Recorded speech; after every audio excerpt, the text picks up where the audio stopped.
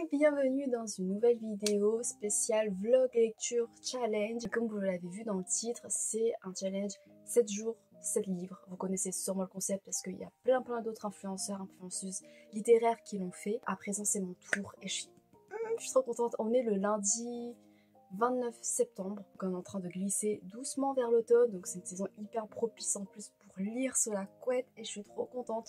Et en plus là ça fait 2 semaines que j'ai pas forcément lu à un rythme régulier comme j'aurais voulu parce que j'étais en vadrouille, j'étais en vacances entre guillemets.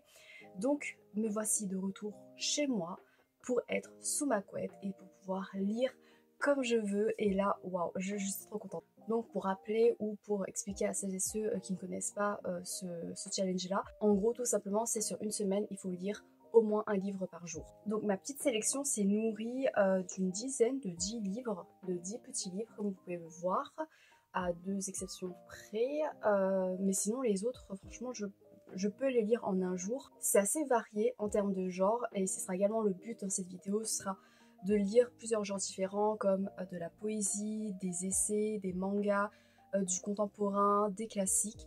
Et j'espère que ce sera également enrichissant pour vous, que ça vous fera découvrir des titres ou alors que vous pourrez rebondir sur certains parce que vous les avez lus. Donc n'hésitez pas à me dire ce que vous en avez pensé. Également la petite contrainte c'est que je crois que dans cette sélection-là, il y a 1 ou 2 livres qui a un peu moins de 100 pages. Et donc le but également, c'est que chaque jour, je lise au moins 100 pages. Donc si par exemple, je finis un livre de moins de 100 pages, il faut que j'embraye avec un autre livre directement pour pouvoir remplir le quota quotidien. Je vais également privilégier les livres qui sont intégrés à mon Pumpkin Autumn Challenge pour pouvoir avancer dans ce challenge. Pour l'instant, à l'heure où je tourne, j'ai lu 3 livres sur 12. Donc ça va, c'est pas mal, mais j'aimerais avancer un maximum avec le challenge de cette vidéo. Surtout que ce sont des livres que j'ai trop envie, je suis trop contente, j'ai trop hâte de les lire. Donc je vais vous présenter très brièvement les titres de cette sélection là parce que je sais que cette vidéo risque de durer très longtemps parce que j'ai tendance à beaucoup parler. Au programme dans cette vidéo, il y a de la poésie, Ivresse, une sage fugitive de Sophie Nguyen. Ça fait également partie de mon Pumpkin Autumn Challenge. Je lis très peu de poésie, donc voilà, c'est une occasion parfaite. J'ai envie de commencer par ce livre-là aujourd'hui. Je pense que je vais commencer par ce livre-là parce que c'est un peu le livre le plus important de cette sélection, comme c'est le livre de ma cousine, donc à elle cette place d'honneur. Il y a des petits essais avec Le génie lesbien de Alice Coffin également dans mon PAC.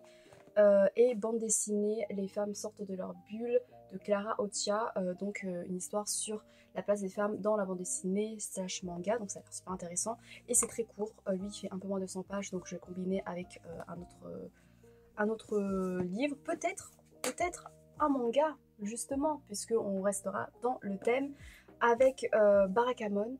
En plus je crois que c'est une autrice si je me trompe pas, Marche comme Like a Lion de Chika Omino publié chez Bikana, le tome 16. Ça fait des années que faut que je continue, c'est l'un de mes mangas préférés ever. L'anime est la plus belle merveille que j'ai vue de ma vie visuellement parlant, alors que j'ai vu Vi visuellement, c'est pour vous dire, ça dépasse, c'est incroyable. Bref voilà, Marche comme Like a Lion, je vais pleurer sa mère mais j'ai hâte. Des classiques avec Dostoïevski, pourquoi pas commencer l'œuvre emblématique, l'œuvre colossale de cet auteur avec voilà, une petite nouvelle toute sympa, enfin je sais pas si c'est sympa mais bon. Le blé en herbe de Colette également pour découvrir une autrice classique et iconique. Voilà, c'est assez court. J'ai également emprunté de quelqu'un de mon entourage Le papier peint jaune de Charlotte Perkins Gilman. Voilà. Alors celui-là il est assez particulier parce que ça joue avec la mise en page, enfin bref je vous montrerai si je le lis. Adieu ma concubine de Lilian Lee, je sais pas trop si c'est un contemporain ou classique, peut-être un peu des deux. En tout cas le film qui est issu de ce livre est un véritable classique je crois dans le cinéma chinois. Ça j'ai trop hâte aussi, pareil dans mon PAC. Il est un peu plus long, il fait 300 pages, donc ça va être un peu peut-être galère de le lire en un jour, surtout que je crois qu'il est très riche. Il y a beaucoup de nuances, de subtilités dans la plume, donc j'ai pas envie de le rusher, mais j'ai envie de le lire. En plus, ce sera l'occasion de mettre également de la littérature asiatique en avant dans ma vidéo, comme ça me tient à cœur. Enfin, un contemporain hyper connu, la femme de ménage de Frida McFadden, publiée chez J'ai lu. Mais je suis pas motivée à lire. En fait, je lis juste pour comprendre un peu l'engouement et avec cet espoir que même si j'ai lu quand même pas mal de thrillers dans ma vie, que je vais quand même être prise au dépourvu par le plot twist final et que ce soit pas aussi prévisible que d'autres gens le disent. Voilà, peut-être que je serai dans une disposition d'esprit qui fait que je suis ouverte et que je réfléchis pas trop. Voilà, on verra. Ah, je suis trop contente, j'espère que ça vous intéressera autant que moi. L'une des raisons pour lesquelles je voulais également tourner cette vidéo, ce genre de challenge sur une semaine et pile cette semaine-là, ce n'est pas anodin, ce n'est pas au hasard. C'est parce que cette semaine, il y a le concert orchestral de l'Attaque des Titans. Jeudi, vendredi, je sais plus. Oh, j'ai trop hâte. J'ai trop hâte. Et du coup, je voulais pouvoir l'intégrer. Enfin, je vais pas intégrer le concert, je vais pas vous filmer des trucs, mais intégrer mon bilan de ce concert, cette expérience-là, le jour même, le souvenir de cette soirée-là dans un vlog. Et je me dis que ça peut être sympa dans ce genre de vlog-là.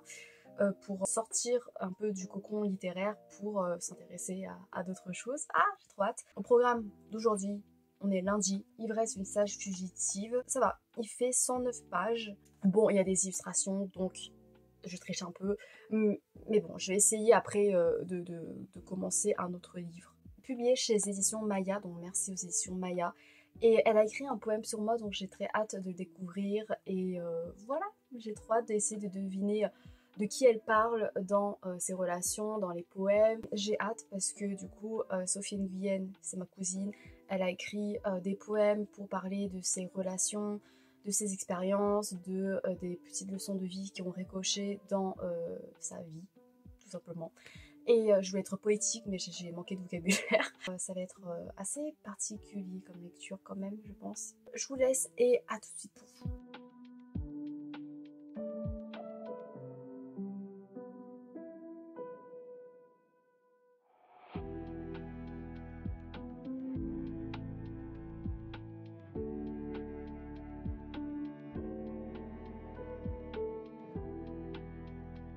En fait, c'est particulier parce que du coup, là, je suis à la première section où c'est consacré à ces anges gardiens et donc, d'après ces mots, en hommage à des figures d'exemple. Et donc, ce sont des gens, je pense la plupart, je les connais parce que je pense que la plupart, peut-être, font partie de ma famille. Parfois, j'ai l'impression, à travers les descriptions, je reconnais, je pense savoir à qui elle fait référence, mais je suis pas sûre. Il y a une couche d'émotion supplémentaire puisque parfois il y a des choses que je mets en lien avec moi, ce que j'ai vécu également avec ces figures-là, comme elle. Elle arrive à trouver les bons mots pour le portrait spirituel et le portrait relationnel de cette personne et de ce qu'elle nous a apporté à nous dans notre vie. Il y a vraiment une émotion en plus qui transcende là la littérature, puisque ça fait partie également de ma vie personnelle. C'est ouf, en fait c'est ouf.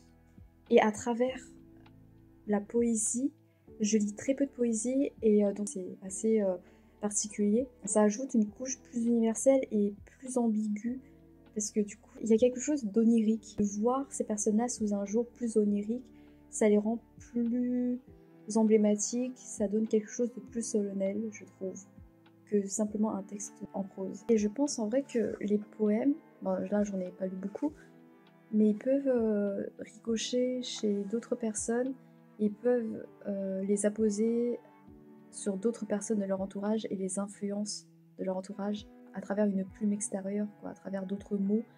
Tu peux reconnaître, identifier d'autres personnes de ton propre cercle, c'est waouh. Ça fait un cœur sur le visage de ma cousine. Voilà.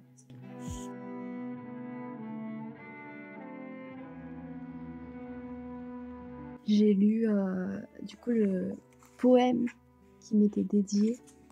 En plus, il y a un dessin. C'est mon poème préféré parce que il est super encourageant. Et en fait, de me dire que j'ai envie de pleurer déjà. De me dire que c'est l'image que je renvoie à quelqu'un, une image aussi lumineuse, aussi forte. Je trouve ça ouf. Waouh.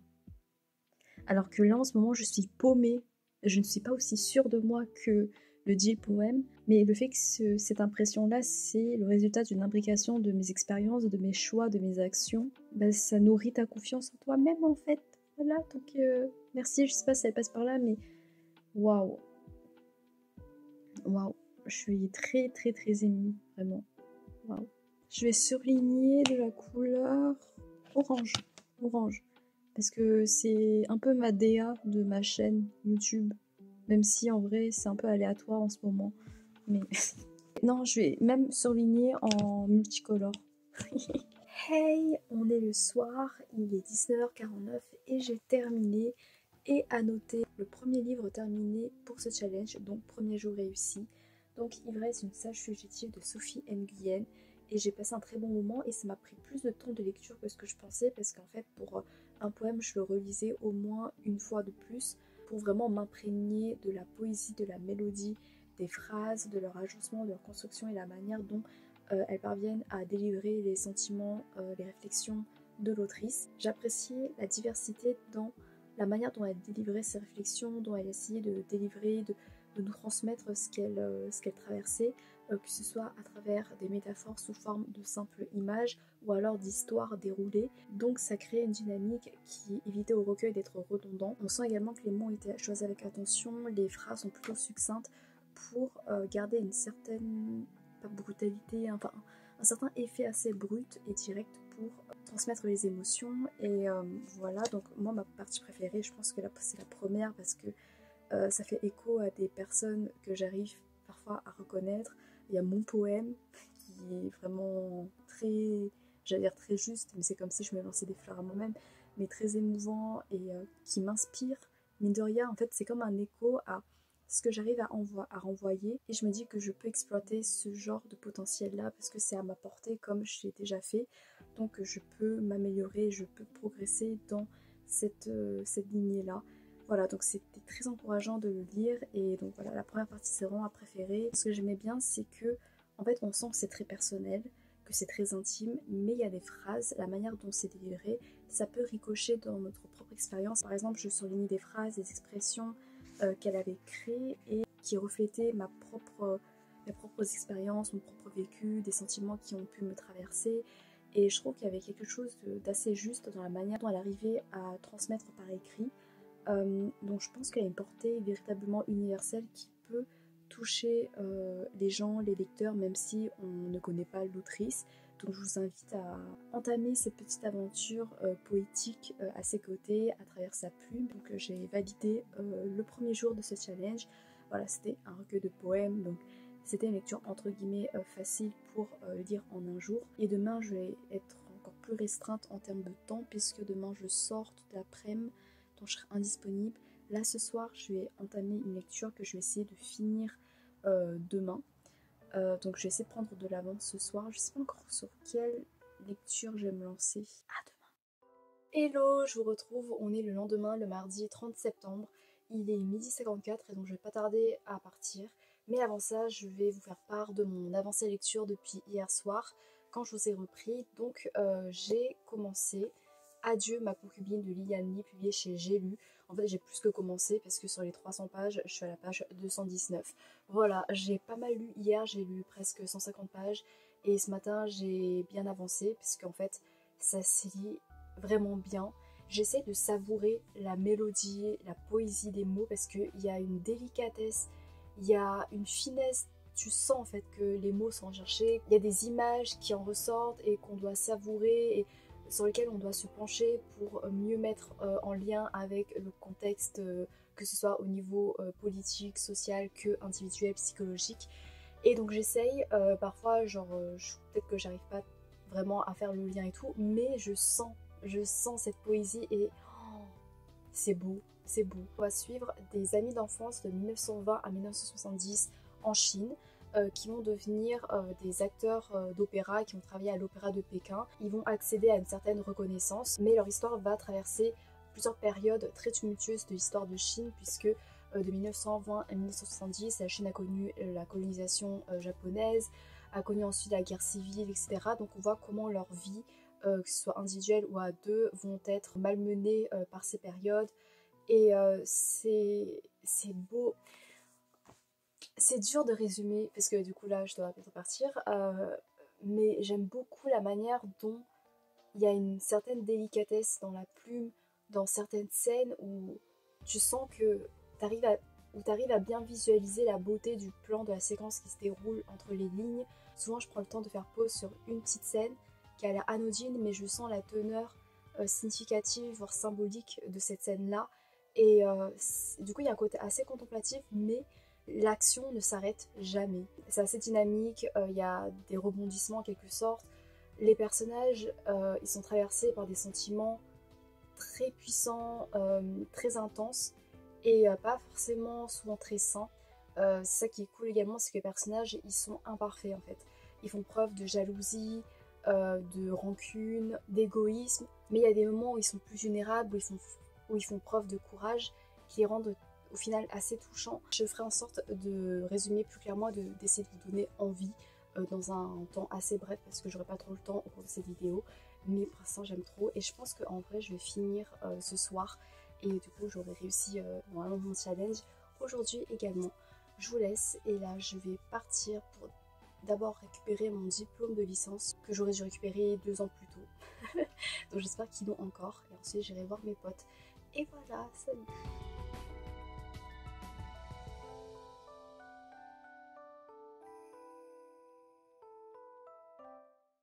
Hello, on est le lendemain, le mercredi 1er octobre. Je vous retrouve pour un update de mon avancée dans ce challenge. Juste entre parenthèses, du coup, hier, je suis sortie avec des potes. Avant ça, je suis allée récupérer mon diplôme. Il l'avait encore après 2 ans, donc j'étais contente, j'étais rassurée. En le récupérant, j'avais l'impression d'être une nouvelle fois diplômée, alors que ça change rien. Mais limite, j'avais envie de célébrer une nouvelle fois. Bref, voilà. Je suis également allée à la librairie Assois. C'est un peu mon repère dans Lyon.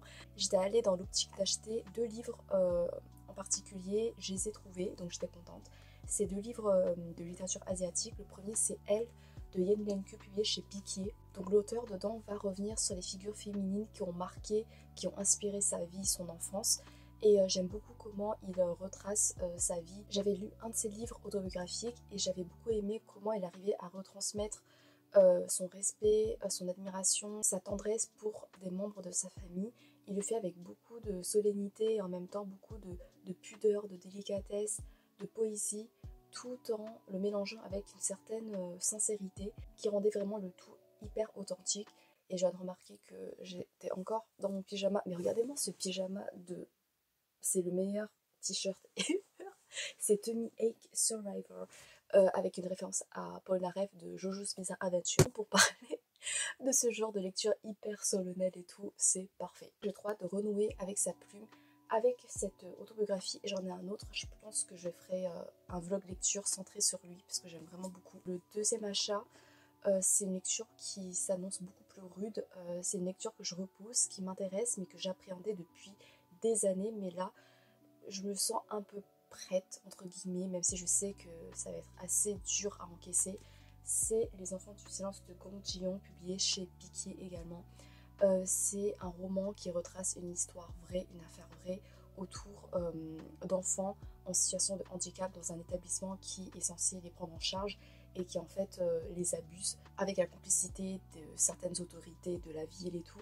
Donc ça a l'air hyper atroce à lire, mais c'est un roman qui apparemment a permis de bousculer la société coréenne en encourageant le vote d'une nouvelle loi pour protéger les mineurs face aux abus sexuels. Je pense que c'est une lecture vraiment importante. Je le redoute énormément, mais je voulais quand même le lire. Mais sur un registre beaucoup plus léger, hier j'ai fini Adieu ma concubine de Liani, publié chez J'ai lu. Je crois que je vous ai fait un bref résumé.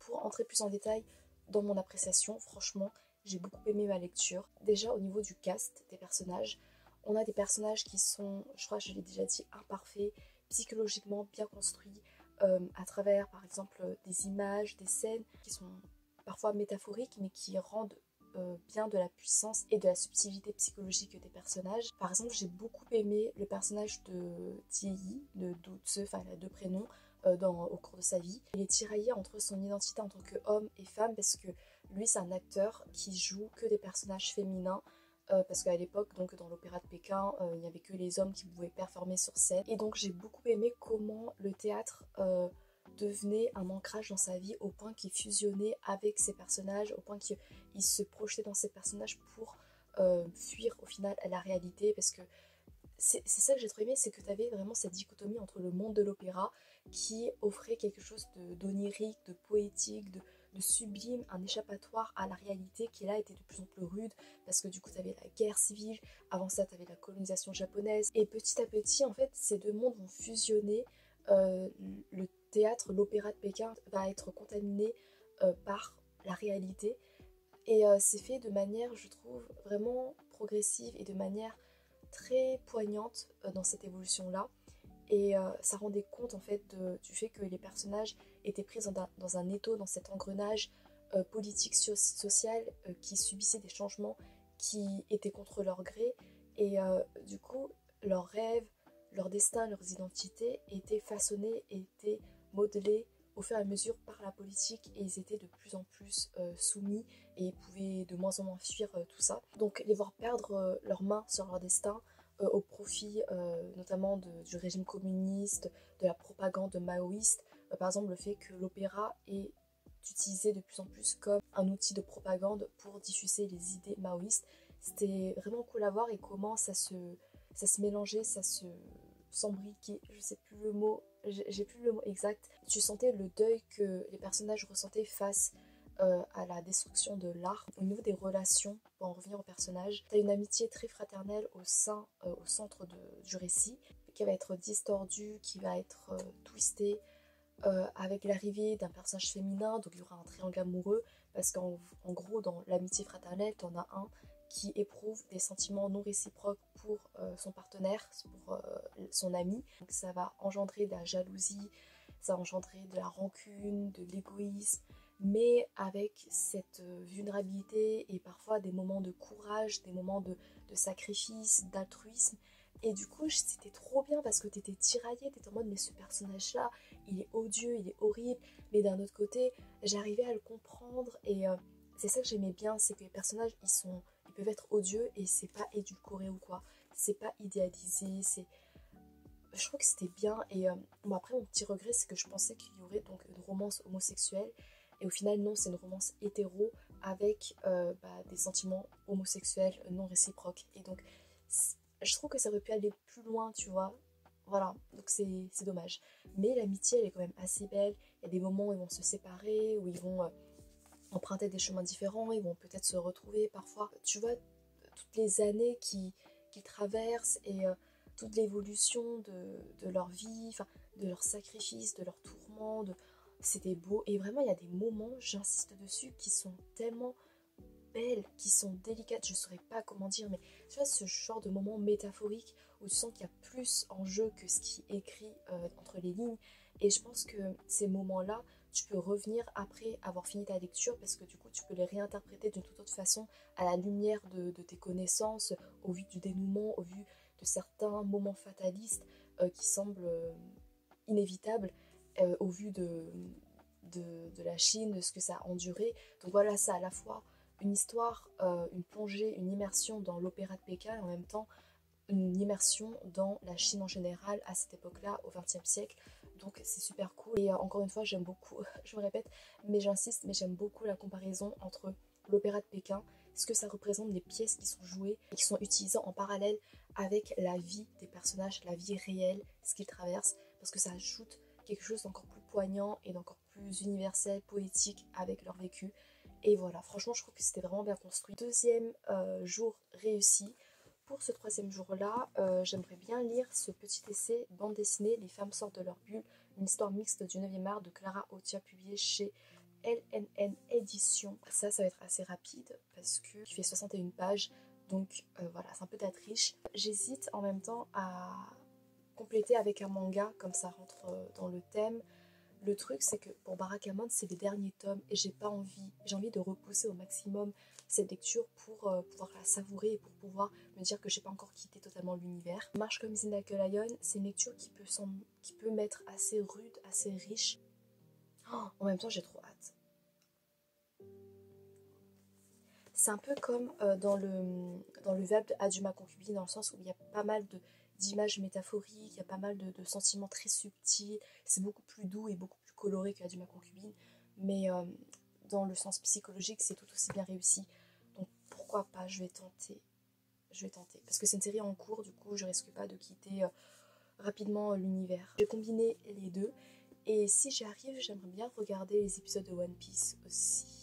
Ça sera dans le thème en plus des mangas, des animes et tout. Je reviens vous parler de l'avancée du challenge. Bon bah voilà, 1 heure plus tard, j'ai fini le livre. En fait, je pense que je suis trop light, trop indulgente envers moi-même dans ce challenge parce que je pourrais hausser le niveau, genre lire un livre de au moins 200 pages par jour. Peut-être que j'y arriverai pas, mais au moins ça rajouterait un peu de piquant parce que là, c'est un peu barbant peut-être. Pour en venir à ce très court essai, c'était super intéressant. En fait, on a un état des lieux de la place des femmes dans la bande dessinée. On a également une exploration historique de l'invisibilisation, j'ai du mal avec ce mot, à raison, des femmes, des artistes féminins dans l'histoire de la bande dessinée. Du coup, c'est super intéressant parce que tu as des statistiques qui sont hyper choquantes. Tu vois que là, on a une évolution progressive, une place de plus en plus affirmée des femmes dans ce milieu-là. Et on a des petits témoignages également de comment la bande dessinée, c'est un domaine qui est dominé par des stéréotypes, des manières de penser hyper sexistes, hyper condescendantes, hyper patriarcales.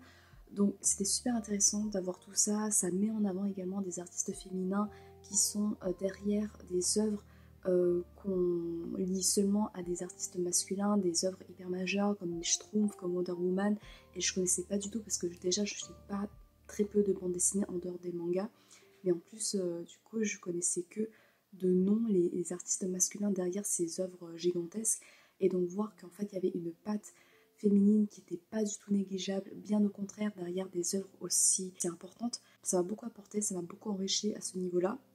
Du coup, je suis contente de l'avoir lu. Donc voilà, je vous conseille. Maintenant, je vais regarder One Piece parce que j'ai trop hâte. Bon, on est en début de soirée. Il est 10h46.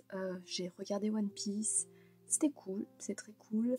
J'ai fini de monter ma vidéo. Et donc là, je suis en train de l'exporter. Ça m'a pris tout l'après. J'ai fait quelques autres petits trucs. Et j'ai décidé de ne pas lire le manga que je vous avais montré. Parce qu'en gros, j'ai lu le résumé. Et l'histoire de ce tome se déroule en décembre, donc je vais attendre le mois propice pour accentuer l'immersion. Donc je pense que pour aujourd'hui, pour remplir le challenge, je vais pas dire que j'ai rempli le challenge avec l'essai à 60 pages parce qu'en vrai c'est un peu de la triche, c'est vraiment se foutre de la gueule du monde. Donc il faut que d'ici demain, j'ai lu et terminé un deuxième livre. Comme ça voilà, ça comptera pour un seul livre. J'ai choisi Le papier peint jaune de Charlotte Perkins Gilman, publié ici chez Tendance Négative. Donc je pense que ça va être assez rapide à lire, enfin c'est une nouvelle, on dirait que c'est assez gros, mais c'est parce que comme j'avais dit ça joue avec la mise en page, et donc en fait les pages sont doubles en fait.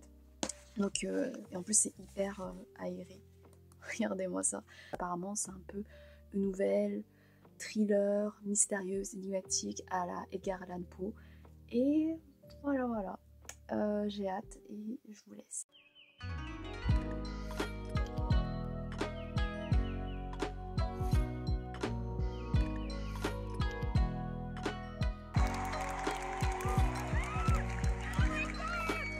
Je vais commencer auprès de la police. Ils sont pas trop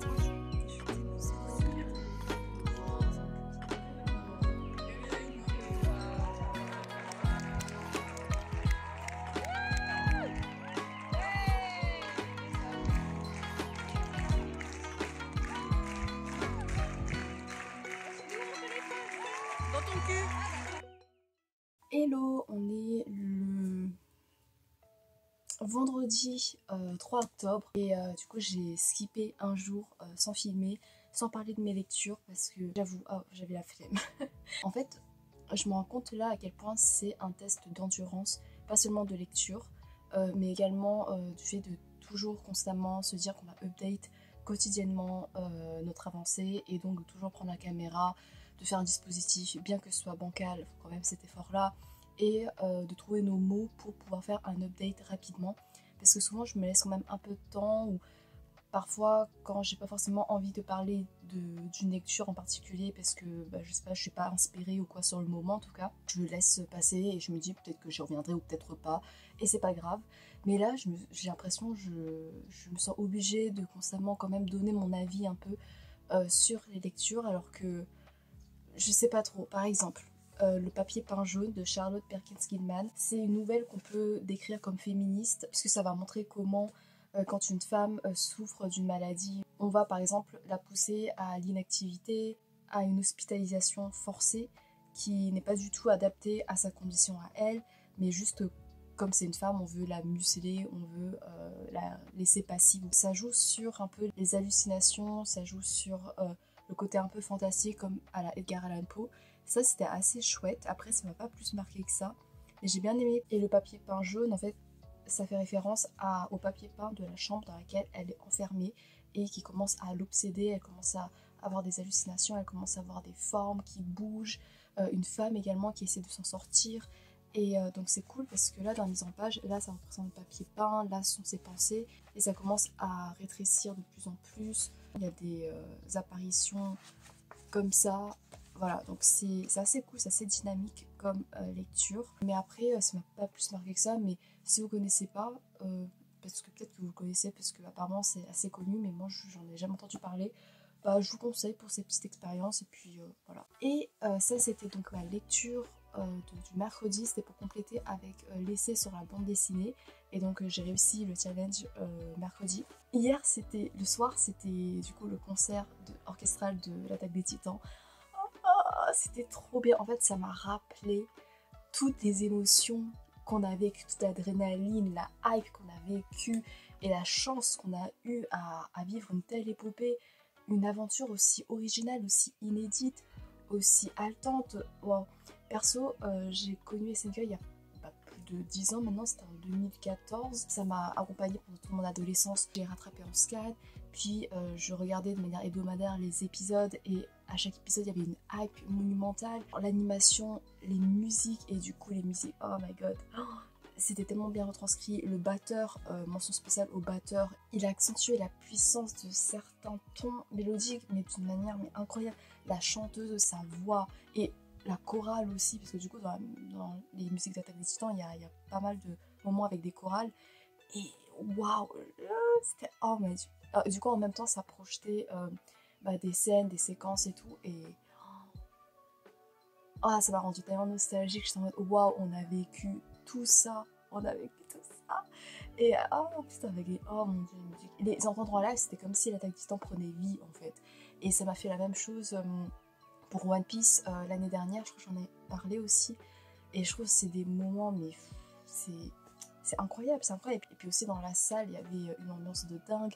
Il y avait des gens qui hurlaient Shinzo, Sasageyo, c'était trop bien. Sinon, j'ai quand même lu hier Le blé en herbe de Colette, ici publié chez J'ai lu. Alors c'est un roman très court de 154 pages, mais c'était quand même assez ardu à lire parce que la plume, du coup c'est ma première lecture de Colette et j'appréhendais pas mal parce que justement je me disais que la plume elle doit être assez exigeante et c'est vrai parce qu'il y a pas mal de descriptions, c'est assez contemplatif, il y a également beaucoup de moments rétrospectifs que j'avais du mal à comprendre à la première lecture. La formation des phrases m'était assez particulière, assez exigeante également parce que c'est pas ce dont j'ai l'habitude de lire en général. Mais franchement, juste en mode, mais elle écrit trop bien. Et surtout, elle arrive à décrire certaines nuances de sentiments. Par exemple, là, on est en train de suivre Philippe et Vinka, qui tous les étés vont se retrouver dans une maison avec leur famille pour les vacances. Et en fait, on sait que ce sont des amis d'enfance. Là, ils ont respectivement 16 et 15 ans. Et ils commencent à développer des sentiments plus amoureux, plus charnels, plus... Voilà, c'est un peu plus ambigu et on va découvrir un peu ce passage dans l'adolescence, ce passage dans la puberté, dans ses premiers émois amoureux, ses premiers désirs. Et c'est écrit de manière très subtile. C'est pas si subtil que ça en fait. En fait, si parfois, mais parfois d'autres, c'est assez cru, c'est assez brut, mais c'est très bien fait. Il y a plein de moments où vraiment, genre, j'étais juste à contempler, à relire en mode waouh, c'est vrai au niveau de l'enfance qu'on ressent ça, au niveau de la perte de l'enfance, au niveau de au monde adulte, ce qu'on peut ressentir et tout. Après, il y a pas mal de détails qui restent assez contemplatifs, mais j'imagine que je me disais, il y a peut-être un jeu sur la sonorité des mots qui fait que je devrais lire à haute voix pour apprécier un peu plus. Enfin, je sais pas jusqu'où s'étend le génie de Colette, mais je veux pas la sous-estimer ou quoi. Donc en vrai, j'aimerais bien lire d'autres livres d'elle pour me dresser une toile de compréhension plus complète de son art littéraire. Aussi, regarder peut-être des analyses sur elle, et voilà. Et pour aujourd'hui, c'est ça également qui me pose problème en termes d'endurance, c'est que chaque jour je dois quitter le livre pour switcher dans de nouvelles lectures. C'est un peu fatigant parce que, je sais pas, le fait de devoir constamment changer d'univers et t'as l'impression de ne pas avoir vraiment le temps de te poser réellement. C'est le jeu, je vais quand même tenir parce que hier j'ai réussi, il me reste que 3 jours à tenir. Que 3 jours, c'est beaucoup quand même. Mais pour aujourd'hui, j'hésite entre les lectures parce que j'aimerais soit lire Le génie lesbien de Alice Coffin, qui est un essai féministe qui est assez iconique. Il fait 250 pages à peu près, c'est quand même beaucoup. Ou alors Les Nuits blanches de Dostoïevski, parce que c'est un auteur classique également que j'aimerais découvrir, mais je me dis enchaîner 2 classiques, je sais pas, je verrai. Après, c'est un peu plus court. Et je suis vraiment très curieuse de... En vrai, j'avais commencé Crime et Châtiment et j'avais beaucoup apprécié sa plume. Je trouvais que c'était assez abordable. Du coup, Les Nuits blanches, en vrai, ça devrait peut-être quand même aller. Mais je sais pas. Et en même temps, dans la hype, dans l'engouement de l'Attaque des Titans que m'a suscité le concert hier, j'aimerais continuer ce livre analytique sur l'Attaque des Titans, Au-delà des murs de l'Attaque des Titans, de Clément Drapeau, publié chez Third Edition. Regardez-moi. Parce que je suis en plein dans la hype. Parce que quand je voyais les séquences... Et quand je réécoutais la musique en live et tout, je me rendais compte de certains pans narratifs, de certains pans relationnels des personnages où j'étais en mode mais en vrai, j'ai pas assez profité de la puissance, du génie de leur développement en fait. Du coup, j'aimerais revivre ça, peut-être pas à travers un revisionnage, mais peut-être à travers voilà, ce livre qui rend hommage de manière passionnée à l'œuvre. Ça, c'est sûr, je vais pas finir parce qu'il fait 350 pages et il écrit tout petit. Je verrai, je vous tiendrai au courant et salut. Oh les gars, c'est dégaine, mais je m'en fous. J'ai commencé Le génie lesbien, mon choix s'est porté sur ce livre. Je pense que j'ai pas beaucoup de chance de le finir aujourd'hui parce qu'en vrai, c'est pas qu'il est exigeant, la plume elle est super fluide, mais c'est juste que là je veux faire autre chose et tout, et donc là, il est midi, je peux pas trop lire l'après-midi parce que sinon je m'endors, donc je vais faire autre chose. Après, du coup, il y aura le soir, mais le soir, je vais pas lire tout ça, quoi. Mais je ne regrette pas mon choix parce que j'aime trop. Je vais pas vous faire de trucs détaillés parce que je suis qu'au début, j'ai même pas lu 50 pages.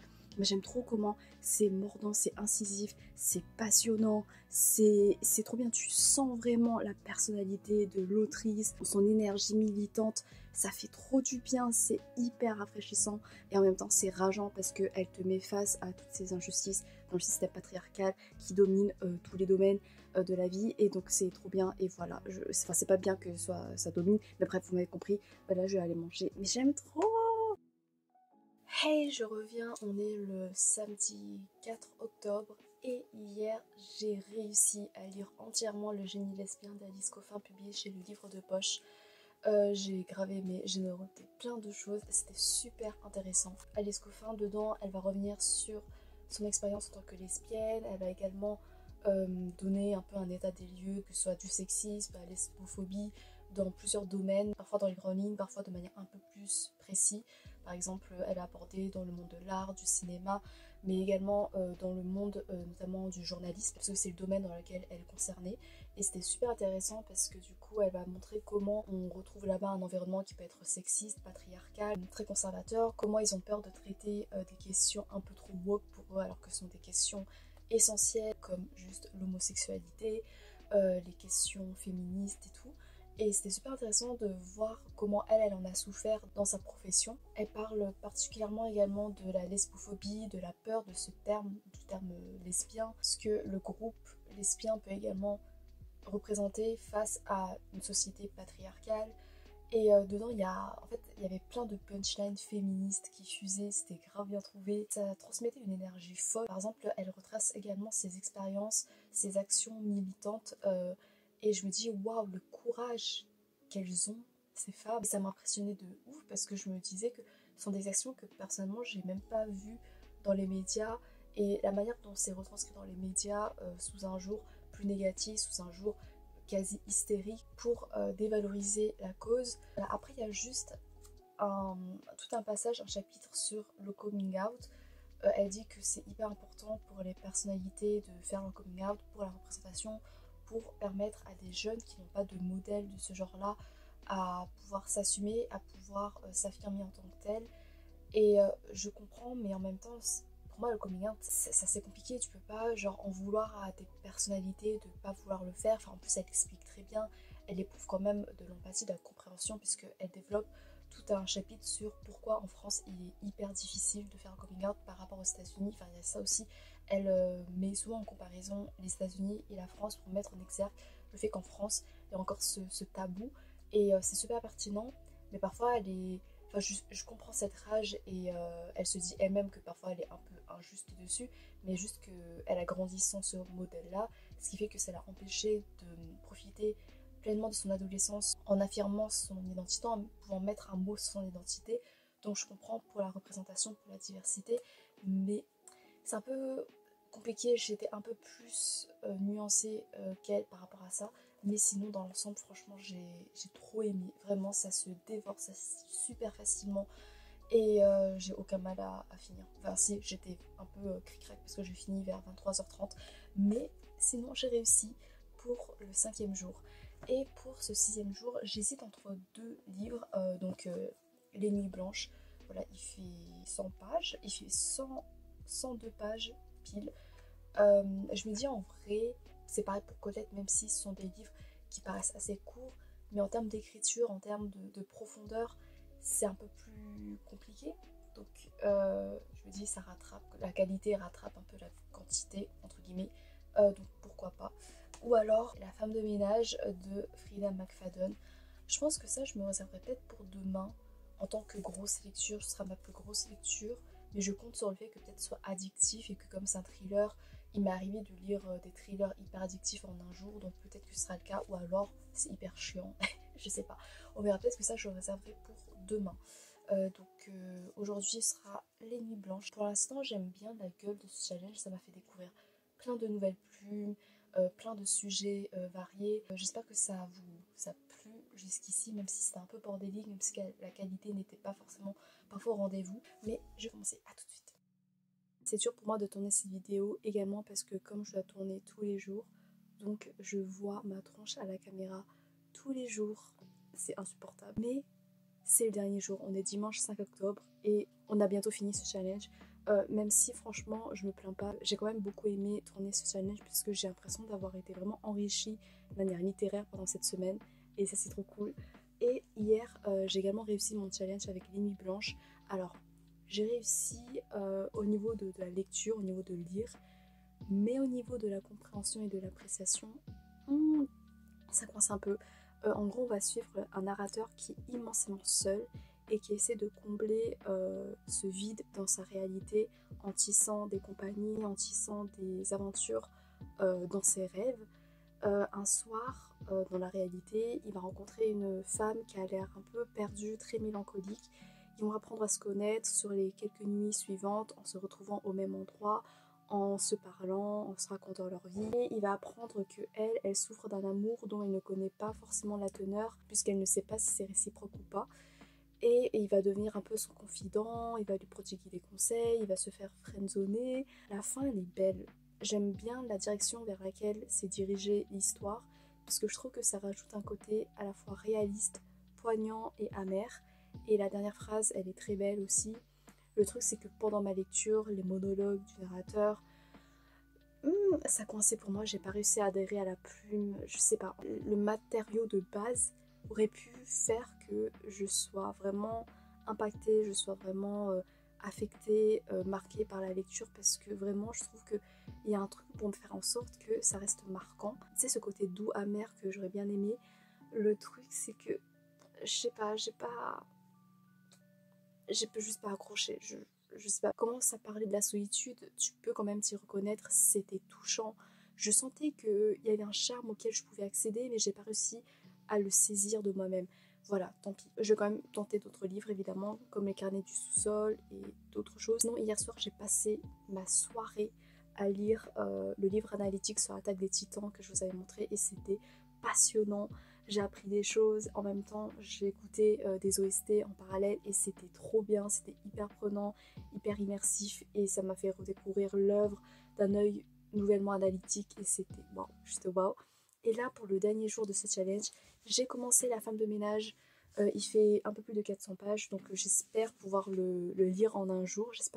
Je pense que c'est faisable, si c'est bien prenant, c'est addictif, si c'est un bon thriller, mais quand même, il va falloir que je me dégage du temps, que je me force en vrai quand même un peu, parce que là, j'ai quand même la flemme de lire toute la journée, donc ça va être compliqué. Pour l'instant, je sais qu'au début, j'en suis qu'à la page 35, et je trouve que la plume est fade. Oh, j'ai l'impression de retomber en adolescence et je sais pas, de lire des fanfictions, enfin, qui sont pas forcément mal écrites, mais avec un langage très courant, voire très familier. Bref, c'est pas que ça coince, parce que au moins bah, c'est très fluide à lire, c'est très facile à lire. Donc voilà, c'est un avantage pour ce challenge.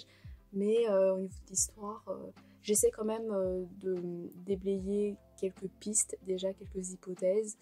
On verra si c'est si prévisible que ça, on verra si j'adhère un temps un peu à la hype. Mais pour l'instant, ça s'annonce bien au niveau de la pub parce que c'est très accessible, très très accessible. Andrew Winchester me tend sa main serrée. Difficile de ne pas remarquer son incroyable beauté. Blablabla, une description physique. Difficile aussi de ne pas remarquer qu'il est largement plus séduisant que sa femme, même tirée à 4 épingles comme elle est, ce qui me semble quelque peu étrange. Le gars est richissime après tout.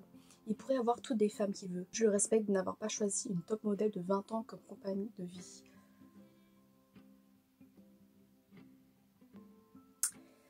Ce sera pas le livre de la sororité, j'imagine. Je suis à la page 113 et nouvelle citation. L'autre truc, ce sont les emballages alimentaires. J'ai trouvé des emballages de bonbons fourrés dans à peu près tous les recoins de sa chambre et de sa salle de bain. Je suppose que ça explique pourquoi Nina pèse 25 kilos de plus que sur les photos de sa rencontre avec Andrew. C'est moi où ce roman est un peu grossophobe sur les bords. La fille, elle répète souvent que déjà le mec, enfin le mari, il est super beau, il est sexy, blablabla, il mériterait mieux que sa femme actuelle. Alors oui, parce que sa femme en partie est exécrable, mais aussi elle met en évidence la différence physique entre le mec et la fille. Donc quoi, la femme, elle est plus moche en fait. Juste ça. Mais par contre, elle dit pas ça sur les photos où quand la femme, elle était plus mince. Elle dit ça seulement maintenant quand la femme, elle a grossi. Après, ça se lit très facilement. Genre, c'est très immersif. Mais il y a, au niveau des hommes et des femmes, les hommes sont tous sexy. La femme, elle est exécrable. Et en plus, elle est décrite comme moche. Alors que l'héroïne, elle est super sexy, mais elle le sait pas. Puis ouais, cette hypothèse grossophobe, le fait que, ah ouais, en fait, elle mange plein de bonbons, c'est pour ça qu'elle est grosse. Je retrouve, on est à la page 119, mais j'ai encore quelque chose à dire. En gros, là, il y a des mères de famille qui sont en train de s'organiser pour une activité pour les enfants. Elles sont en train de se concerter pour le contenu du repas. Et t'en as une qui demande alors que vont manger ceux qui sont à la fois véganes et intolérants au gluten. Et la narratrice, dans sa tête, elle est en mode je ne sais pas, de l'herbe. Et alors, on peut l'excuser en se disant que voilà, elle est assez challengée, que ce soit physiquement et mentalement. Elle est épuisée et tout, donc elle a pas trop de patience, ce que je peux comprendre. Mais je trouve que je joue beaucoup dans le cliché de les femmes bourgeoises, elles sont toutes capricieuses, elles sont toutes hyper exigeantes. Elles sont trop difficiles, quoi. D'où un peu ce truc en mode la meuf elle est hyper tatillonne et tout, alors que je trouve qu'en vrai c'est une question légitime. Et c'est que des femmes bourgeoises qui sont comme ça, parce que le seul mec bourgeois, c'est la seule personne bourgeoise qui a les pieds sur terre, qui décrit comme génial, attendrissant. Niveau représentation, ça s'y en vrai super bien, parce que du coup t'as cette curiosité morbide qui te pousse à vouloir voir ce que Nina, la maîtresse de maison, va encore planifier pour bousiller la vie de la femme de ménage. Mais sinon, au niveau du cast, mais Oh, c'est horrible. Là, j'aime pas la narratrice. I'm Back, page 173. C'est un petit spoil, mais en gros, la femme de ménage et le mari, ils sortent et vont faire un truc. Et du coup, elle se voit dans le miroir avec lui. Et elle dit, si je suis honnête, to be honest, on s'accorde mieux que Nina et lui. Je me demande pourquoi. C'est sûrement pas parce que elle est toute mince et du coup elle s'accorde mieux avec un physique ravageur, sexy, à outrance du mec, plutôt que si c'était avec sa femme qui elle est un peu potelée et du coup elle s'accorde pas du tout, elle mérite pas du tout de sortir avec un mec hyper musclé, machin truc viril, machin truc et tout. Il mérite mieux que de sortir avec une femme grosse. Voilà. Non mais les gars, faut que je vous le raconte. Du coup, j'ai arrêté ma lecture pour scroller sur Instagram et je suis tombée sur la vidéo d'un mec qui disait que lui, si il était loin de sa copine de au moins 500 km, il n'y avait pas de tromperie. Donc il pouvait aller pêcher autre part, puisque à cause de la distance, et bah, c'était justifié. J'ai pas compris la logique, mais bon voilà. Et je me disais, mais il n'y a que les mecs pour sortir une dinguerie pareille. C'est quoi ce... Il n'y a même pas de logique. C'est quoi cette logique? Il n'y a même pas de logique. Et donc après j'ai repris ma lecture et là t'as un rapprochement, une tension sexuelle entre Andrew le mari et la narratrice, la femme de ménage. Et donc elle se dit oui mais Andrew veut rester fidèle à Nina, j'en suis sûre, mais elle est dans un autre état avec un E majuscule parce que là Nina elle est, enfin la maîtresse de maison, du coup la femme de Andrew, elle est loin de chez eux parce qu'elle est en train d'accompagner sa fille à une colonie de vacances, bref on s'en fout. Et ça veut dire la narratrice, elle essaye d'amorcer pour trouver des excuses pour justifier la tromperie qui pourrait survenir après. Et sa première excuse, c'est ça, c'est en mode oui, mais sa femme, elle est loin. Et c'est la même excuse que le mec que j'ai vu dans le podcast de merde.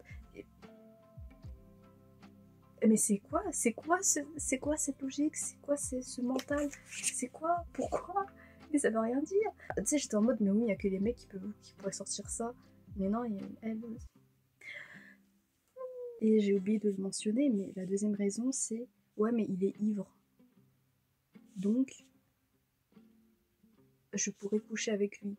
En mode, oui, mais il veut être fidèle. What? Mais attends, mais je viens de rendre compte de l'ampleur du truc. Parce qu'elle est consciente que du coup, le mari, Andrew, il essaie de tout faire, malgré qu'elle soit attirée par elle, la femme de ménage.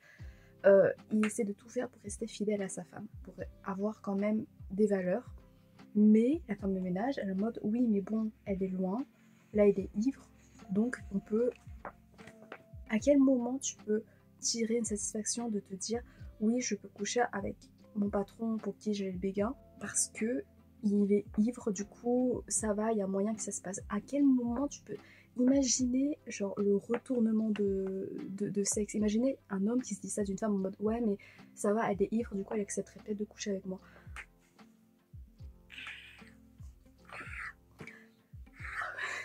Mais après, ça se lit bien. Enfin, ça se lit bien. Je rage quand même comme ça, mais c'est tellement précis.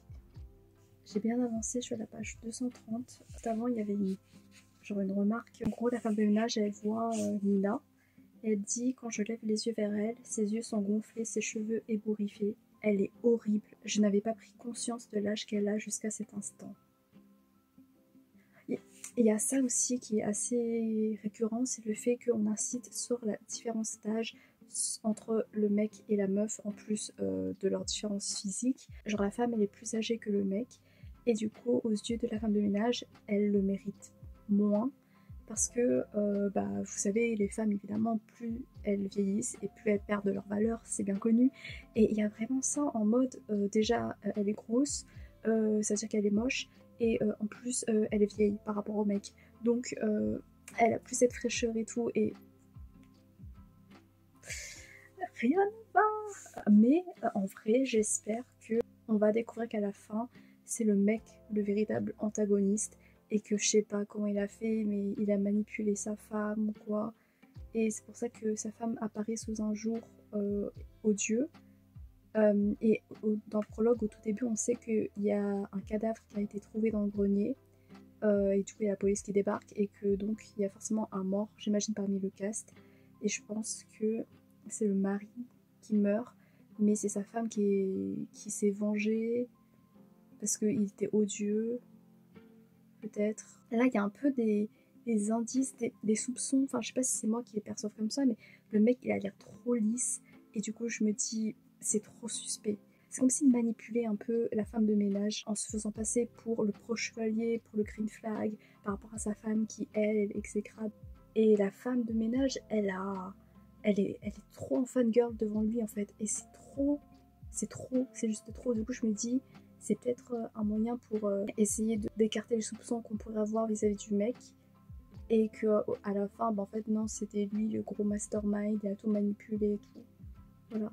En vrai, je préfère que ce soit comme ça parce que là, c'est plat, quoi. C'est juste une femme contre une autre femme et j'avoue que ça me plaît pas. Et si c'est le mec, en vrai, le gros méchant, et on se ligue toutes contre lui, en vrai, ça peut être cool. Mais là, j'aime pas les relations, j'aime pas les personnages. On est le lundi 6 octobre et donc on signe officiellement la fin de ce challenge. Enfin, c'était hier la fin officielle, mais donc là je vais revenir pour faire un update lecture de hier et également un bilan général de ce challenge. Hier j'ai pu complètement dévorer La femme de ménage de Freida McFadden publiée chez J'ai lu. Vraiment, je l'ai lu en 4-5 heures d'affilée, ce qui est assez étonnant parce que d'habitude je dois prendre une grande pause dans l'après-midi puisque je fatigue plus facilement quand je lis l'après-midi, donc j'essaie de faire autre chose. Mais là, j'ai pas du tout ressenti la fatigue, tellement j'ai été happée, tellement j'étais entraînée dans l'histoire parce que c'est assez addictif et ça, c'est un gros plus. Donc, par contre, je comprends pas trop la phrase elle connaît vos secrets parce que j'avais l'impression que la femme de ménage serait dès le début un personnage omnipotent qui est hyper intrusive ou quoi, mais au final. C'est plutôt Nina, la maîtresse de maison, qui l'est, donc je comprends pas trop le choix de cette phrase, je trouve qu'elle est assez trompeuse.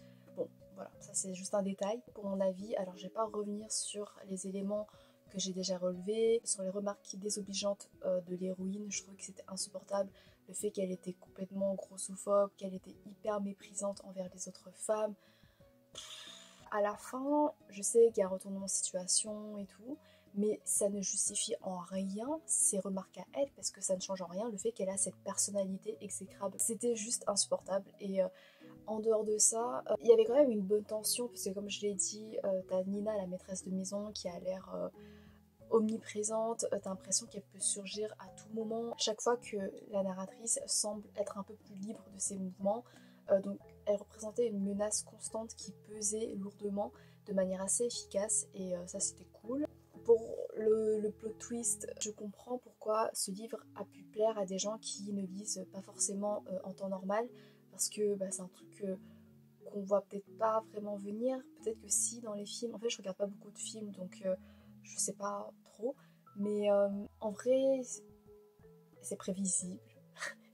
Mais je trouve que ça va, c'est un bon plot twist. Je me suis laissée entraîner dedans, ça donne une nouvelle énergie à la deuxième partie de l'histoire. Ça adresse une question très sérieuse au niveau de la société, une question qui insurge. Ça joue un peu avec les codes de la female rage, donc ce sont des bons éléments pour rendre un récit entraînant, limite cathartique. Après, je trouve qu'à la fin, il y a pas mal de facilités scénaristiques. Il y a vraiment des gros raccourcis pour donner de la dopamine littéraire.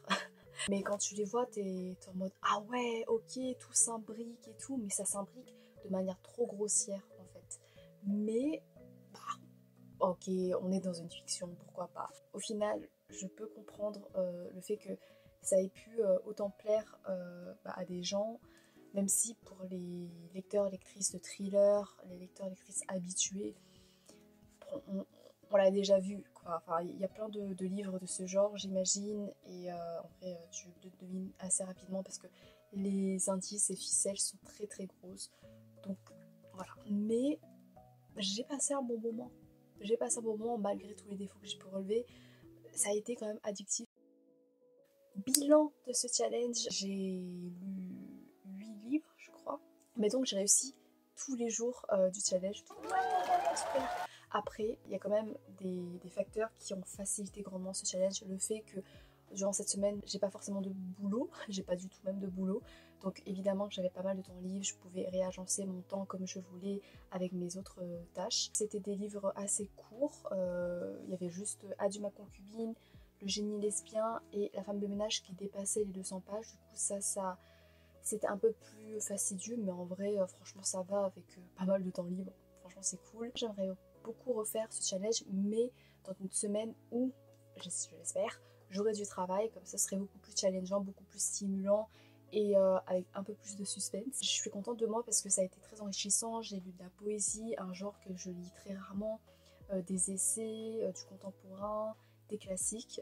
Donc franchement, parfois je suis sortie de ma zone de confort. J'ai pas lu de manga malheureusement, mais après je me dis là c'était vraiment une lecture hyper facile parce qu'en 25 minutes c'est plié. Ça je ferai pour une autre vidéo, peut-être un autre challenge où je dois lire 1000 pages je sais pas, en 48 heures ou quoi. Et bilan complémentaire pour mon Pumpkin Autumn Challenge. Donc comme je l'avais dit, il y avait des livres qui étaient intégrés à ce challenge là. Donc j'en ai profité pour à la fois faire le 7 jours 7 livres et le Pumpkin Autumn Challenge. Et j'ai validé pas mal de catégories parce que du coup j'ai lu Adieu ma concubine qui m'a validé la première catégorie, la première sous-catégorie Monster Mash. Le génie lesbien de la sous-catégorie Je ne couperai pas mes cheveux, je ne parlerai pas fort. Et troisième sous-catégorie Pour nous qui avons besoin de souffler. J'ai lu 2 livres que j'avais intégrés à cette sous-catégorie qui étaient Ivresse d'une sage fugitive et Colette, enfin le livre de Colette, Le blé en herbe. Donc ça me fait 3 sous-catégories validées de plus, ce qui fait que j'ai validé 1, 2, 3, 4, 5, 6, j'ai validé 6 sous-catégories sur 12, bah je fais la moitié, donc je suis trop contente. Voilà, j'espère que du coup ça vous a plu, j'espère que ça n'a pas été très long. Merci infiniment d'avoir regardé jusqu'à la fin. Dites-moi si vous avez déjà fait ce genre de challenge. En vrai c'était assez épuisant pour moi, même si c'était des petits livres, parce que comme je l'ai dit, je devais constamment renouveler mon immersion dans un nouvel univers. Et puis le fait d'avoir cette charge, se dire ah oui là je suis au sein d'un challenge, en vrai ça joue mine de rien sur le mental parce que c'est pas que tu te forces un peu, mais c'est comme une contrainte en plus quoi. Mais franchement en même temps c'est hyper gratifiant parce que tu te dis j'ai réussi ce challenge. Le prochain niveau là c'est de refaire ce challenge là mais avec des plus gros livres ou alors avec un temps beaucoup plus restreint en termes de temps libre, en termes de responsabilité. Voilà, merci encore et j'espère vous retrouver de nouveau pour ce genre de challenge ou pour d'autres vidéos tout aussi intéressantes, tout aussi enrichissantes en termes de lecture, j'espère. À bientôt peut-être, je sais pas, j'espère.